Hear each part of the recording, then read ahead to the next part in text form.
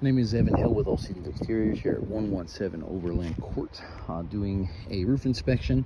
Guys, one of the first things I noticed, type of shingle that you have up here is what's called a laminate 30-year shingle, and that shingle usually does fairly well in smaller hailstorms, windstorms. They're supposed to have a minimum 110 mile per hour wind rating, but what I started noticing is that there is a significant amount of wear and tear on these shingles. I'd guess to say it's probably about 15 to 20 years old. And what I mean by that is stuff that I haven't even chalked up, but you can see this long crack that exists going across these shingles like this. What that is this prolonged sun exposure.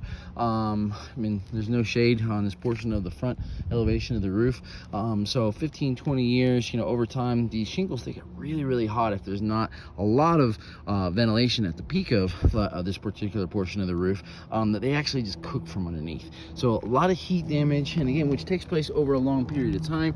Here's another good example. You can see all these granules are just completely displaced because the shingle gets so hot. It literally just cooks these off over years, to where now the problem with that is you're exposing the matting underneath that asphalt layer, which is the second layer of shingles. And over time, I'll show you some other examples. What happens is that's going to deteriorate, just expose the fiberglass thread, and then leave your home open to potential leaks down the road.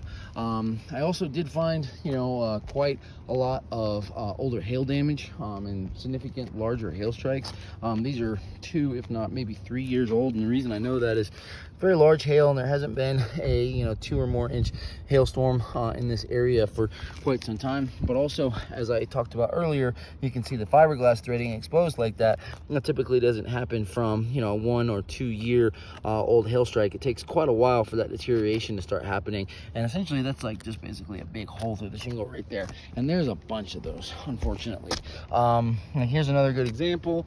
There's just very easily identifiable large holes through a lot of these shingles. So I mean, if this was under insurance coverage, I would say, depending on your insurance carrier and depending on their time limit to file a claim, definitely should file a claim to have them have a look at this. But it's probably outside the window of most insurance carriers. Here's just another good example. You can see, yeah, just pretty bad right there. And if left, another 2 or 3 years, that's just going to get worse. And I'll show you kind of, what can happen as we get down, towards the other end of the roof. Other smaller things not to do with storm damage or hail, just again, kind of wear and tear, is got some ripped shingles, exposed nails. Problem with that is that nail probably goes about my index finger length through this roof into the sheeting, into the attic, to where now with that nail exposed, you can see it's rusted. It's going to start providing a direct channel for water to get in. Again, slow drips, won't be noticeable over time. A lot of places like that where other nails are exposed, where they should have been covered up with silicone.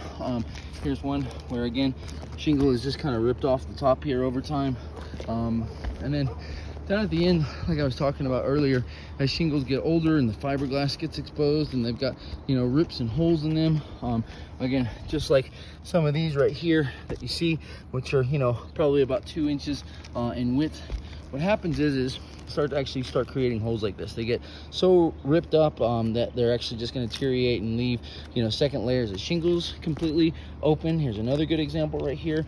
And then down here, because these shingles, these ridge caps, taking so much wear and tear and hail damage, they're just completely missing on this portion of the roof. So right here, we don't even have any shingles covering up this ridge cap. So again, next 2, 3, 4 years, that could really cause a big problem. So because of all the extensive hail damage, across every slope of the roof, and the major wear and tear, here's a good example of a lot of wear and tear that's just kind of completely exposing, and the heat damage, which again, show you some good examples of right here. You can see all these kind of small little pock marks like that. Those are all, again, from heat, from these shingles getting too hot, there not being enough ventilation. All these things combined, I would definitely recommend within the next 2 to 3 years at a maximum, this roof be fully replaced. There's no actual real code items. Looks like the flashing is okay, but yeah, that's my professional opinion.